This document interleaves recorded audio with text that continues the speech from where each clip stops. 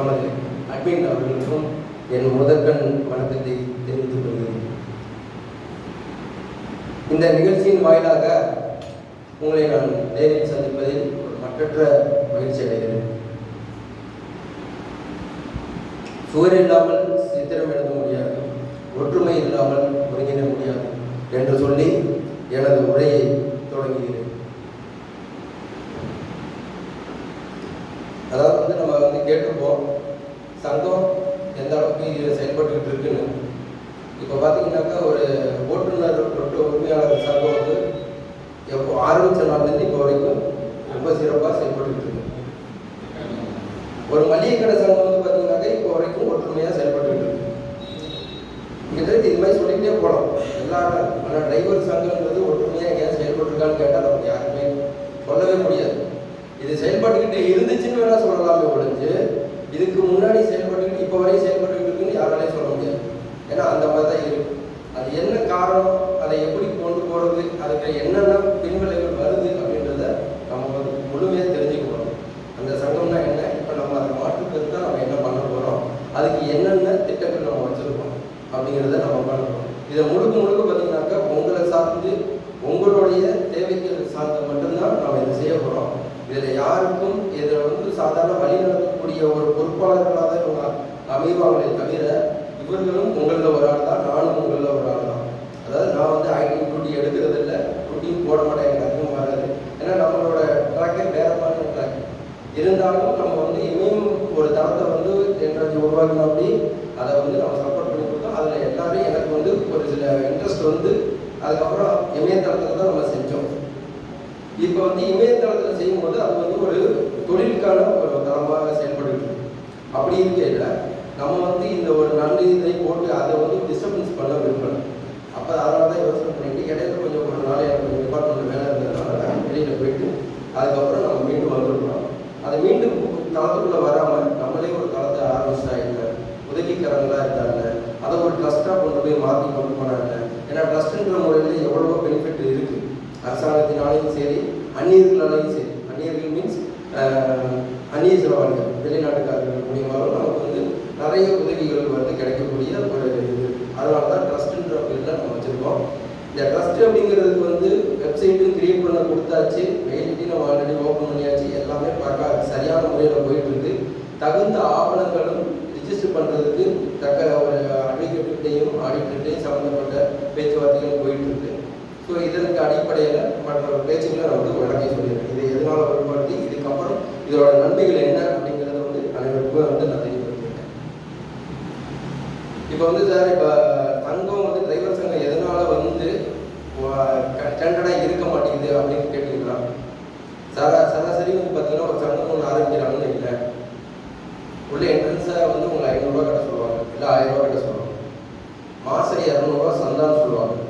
ஆச்சுங்களா? இதெல்லாம் நடைமுறையில் இருக்கிறது தான், நான் புதுசாக சொல்லலை. இந்த 500 ரூபா கட்டுறது எங்கே போகுதுன்னு உங்களுக்கு தெரியுமா? மாதம் 200 ரூபா சந்தா கட்டுறீங்க, அது எங்கே போகுதுன்னு தெரியுமா? யாருக்கு போகுது? என்ன பண்ணுறாங்க அந்த 200 ரூபா? அந்த 200 ரூபா எதுக்கு நீங்கள் கொடுக்குறீங்க? சங்கத்தில் உறுப்பினராக இருக்கீங்க, அதுக்கு நீ கொடுக்குறீங்க. நீங்கள் உங்களோட மனப்பெண்ணுக்கு அதை வச்சுக்கலாம். உங்களுக்கு உங்கள் மனதிற்கு நம்ம இப்போ சங்கத்தில் மெம்பராக இருக்கோம், அதனால 200 ரூபா நம்ம கொடுக்குறோம் அப்படின்னு உங்களோட மனதிற்கு. ஆனால் அந்த பணம் எங்கே போகுது? யார் சாப்பிட்றோம்? என்ன காரணம்? அந்த பணத்தை நம்ம சங்கத்துக்கு கொடுக்குறோம், என்ன பலன் கிடைக்கிது அப்படின்றது தான் நம்மளோட கேள்வி. இது சங்கமாக ஆரம்பிக்கிறோம் நம்ம, ஆனால் சங்கமாக செயல்பட்டால் இது இப்படி தான் செயல்படுன்றது நம்மளோட நோக்கம். இப்போ நம்ம அப்படி பண்ண போகிறதில்ல. இதுதான் நம்ம சங்கத்துக்கும் இப்போ நம்ம போகிறதுக்கும் உண்டான சிறிய வித்தியாசம். இதை நல்லா புரிஞ்சுக்கணும். அதே போல் பார்த்தீங்கன்னா நான் பேசுகிறதுல உங்களுக்கு நிறைய கேள்விகள் வரும். முடிஞ்ச வரைக்கும் என்னோட பேச்சிலேயே உங்களோட கேள்விகள் நான் சரி பண்ணிடுவேன். இருந்தாலும் அதை நோட் பண்ணி வைங்க. கடைசியில் உங்களோட கருத்து எனக்கு கேட்கும்போது உங்களோட கருத்து நீங்கள் சொல்லலாம், அதுக்கு உண்டான சொல்யூஷன் நான் சொல்லுவேன். இப்போ பார்த்தீங்கன்னாக்கா நம்ம இந்த ஓட்டுநர் உதவிக்காரர்கள் சார்போம் அப்படின்னு சொல்லிட்டு ஒரு ட்ரஸ்ட்டு ஹெல்ப்லைன் ட்ரஸ்ட்டாக ஆரம்பிச்சிருக்கோம். இதில் நீங்கள் பயன்படுறது பார்த்தீங்கன்னா ஒரு 15 லட்ச ரூபா இன்சூரன்ஸ் முதல்படியாக நீங்கள் உள்ளே வந்ததுக்கப்புறம் அப்படின்னா 15 லட்ச ரூபா இன்சூரன்ஸ் அது உங்களுக்கு மட்டும் கவர் ஆகாது. இதில் எப்படி கவர் ஆகுதுன்னா, ஒரு கணவர், ஒரு மனைவி, 2 குழந்தைகள், இவர்களுக்கு இந்த 15 லட்ச ரூபாய் இன்சூரன்ஸ் கவர் ஆகி பாலிசியை உங்கள் கையில் கொடுக்கப்படும்.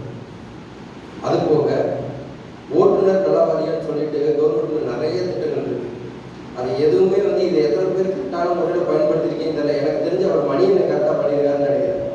எல்லா விதத்துலையும் குழந்தைகள் நல வாரிய திட்டமாக இருக்கட்டும், டிரைவர்கள் நல வாரியம் எல்லாத்துலேயும் அவர் ப்ராப்பராக பண்ணியிருக்காரு. இதை வந்து அனைவருக்குமே வந்து நம்ம செயல்படுத்தி கொடுக்கணும். இதை மேற்கொண்டு நீங்கள் போய் செய்வீங்களான்னு கேட்டிங்கன்னா உங்களோட வேலைகள் அதெல்லாம் வந்து ரொம்ப சிரமமாக இருக்கும். அதை இந்த சங்கத்தின் மூலியமாக உங்களுக்கு ரொம்ப சிறப்பான முறையில் இந்த ஒரு உதவிக்காரர்கள் உங்களுக்கு நல்ல முறையில் இருக்கு. இப்போ அடுத்தபடியாக வந்து பார்த்தீங்கன்னா இதை நம்ம ஆரம்பிக்கிறோம். இது ஆரம்பித்ததுனால என்னென்ன பெனிஃபிட் இருக்குது அப்படிங்கிறத நம்ம சேர்ந்தாங்க. ஒவ்வொரு நபருக்கு வந்து ஒரு உதாரணத்துக்கு சொல்கிறேன். ஒரு நபர் உள்ள ஒரு 1000 ரூபா, இதே ஒரு 1000 ரூபாய் தான் நீங்கள் சங்கத்தில் கொடுப்பீங்க. ஆனால் அந்த பணம் எங்கே போகுதுன்னு தெரியாது. இப்போ ஒரு 1000 ரூபாய் வந்து நீங்கள் இந்த இதில் இணைஞ்சிட்டீங்க. ஒரு 1000 ரூபாய் கட்டி எல்லாத்தையும் இணைஞ்சிட்டீங்க. ஒரு புது மதிப்பாக ஒரு 20 நபர்களை சொல்கிறோம். 20 நபர் ஒரு நாளைக்கு 2000 கூட சொல்லுங்களேன். ஒரு சின்ன மன கணக்குக்காண்டி ஒரு 2000 ரூபாய் கொடுத்து சேர்ந்துட்டீங்க. இந்த 2000 ரூபாயும் உள்ளே வந்துச்சு. அப்போ 20 பேர் நினச்சி 2 20 40,000 ரூபா உங்களோட பணம் உள்ளே வந்துருச்சு. இந்த 40,000 ரூபாய் எங்கே போகுது அப்படின்னு கேட்டிங்கன்னா எங்கேயும் போகாது. நீங்கள் யாருக்கு ஒப்படைக்கிறீங்களோ, யாருக்கு வந்து கணக்கு வழக்கு பார்க்குறாங்களோ, பொறுப்பான ஆளுகளில் தெளிவான ஆளுகள் தான் நம்ம போட போகிறோம். இதில் கேள்வி கேட்கக்கூடிய அனைத்து உரிமையும் உங்களுக்கு இருக்குது. அது தவறு நானாக செஞ்சாலும் மட்டும் கூட அதை நீங்கள் தாராளமாக கேட்கலாம். என்னை மீறி எந்த தவறு நடக்கும் போதில் அதுக்கு சரியான ஆளுகள் தான் நியமிக்கணும். இப்போ வந்து நீங்கள் ஒரு 2000 ரூபாய் பணம் போடுறீங்க அப்படின்னா அந்த 2000 ரூபாய் பணமாக வாங்குறவங்களுக்கு இந்த ஒரு 40,000 ரூபாயை சேர்த்துக்கு. இந்த 40,000 ரூபாயை உங்களுக்கு அந்த 40,000 ரூபாய் வந்து பார்த்தீங்கன்னா இப்போ வந்து உங்களுக்கு ஒரு 10,000 ரூபாய் நீங்கள் குரூப்பில் பயணிச்சுட்டு இருக்கீங்க. அதாவது எங்கள் குரூப்புன்றது இல்லை, எந்த குரூப்பாக இருந்தாலும் சரி. ஆக மொத்தம் ஹெல்ப் லைனில் உங்களுக்கு ஒரு 5,000 ரூபாய் பணம் தேவைப்படுது. திடீர்னு எமர்ஜென்சி, ஹாஸ்பிட்டல் செலவாக இருக்கலாம், எந்த செலவாக இருக்கலாம், எதாக இருந்தாலும் நீங்கள் உடனே குரூப்பில் பதிவிடணும். திங்கட்கிழமை டு வியாழக்கிழமைக்குள்ளே உங்களோட பதிவு இருக்கும். ஆனால் குரூப்பில் இருந்து எனக்கு ஒரு 5,000 ரூபாய் பணம் வேணும். இந்த 5,000 ரூபாய் வந்து எனக்கு வந்து ரொம்ப எமர்ஜென்சி அப்படின்னா 5,000 ரூபாய்க்கு 150 ரூபா உங்களுக்கு கம்மியான இன்ட்ரெஸ்ட். உங்களுக்கான கால அவகாசம் 10 நாள். 10 நாளைக்குள்ளே நீங்கள் வந்து 150 ரூபாயும் 5,000 ரூபாய் பணத்தையும் நீங்கள் வந்து கொடுத்துருங்க. இதுதான் உங்களோட கால. இந்த 150 ரூபாய் எங்கே போகுதுன்னு கேட்டிங்கன்னா அதுவும் நீங்கள் இந்த ஒரு வாரம் மட்டும் பார்த்தீங்கன்னாக்கா ஒரு ஆள் மட்டும் தான் வாங்கியிருக்கீங்க. அப்போ 40,000 ரூபா ஆச்சு. 40,150 ரூபா நீங்கள் மறுபடியும் ரிட்டர்ன் பண்ணதுக்கப்புறம் 40,150 ரூபா இருக்கும். வாங்க உட்காருங்க. 40,150 ரூபா இருக்கும். இந்த 150 ரூபாய் உங்களோட காசு. இதே போல தான் அனைவரும் அவர் பக்கத்து நண்பர் ஒரு 5,000 ரூபா இருப்பாங்க. அவன் அந்த நண்பர் ஒரு 5,000 இருப்பான். அடுத்த ஒரு நண்பர் 5,000 ரூபா இருப்பாங்க.